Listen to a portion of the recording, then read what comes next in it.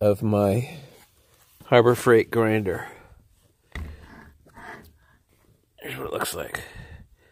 There is a variable speed dial that I attached to it via a cord. Show you the cord. So it goes up into there, goes back into the box. So how does it work, you ask? Well, let's try it out. First, you turn on the machine. And on the bottom here, this little dial controls the speed.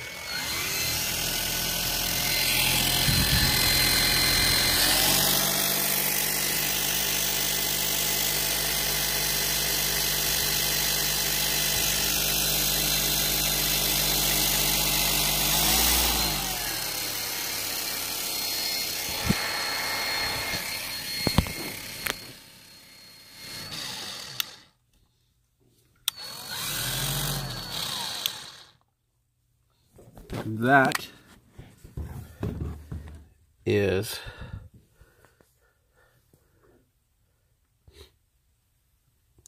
my polisher grinder.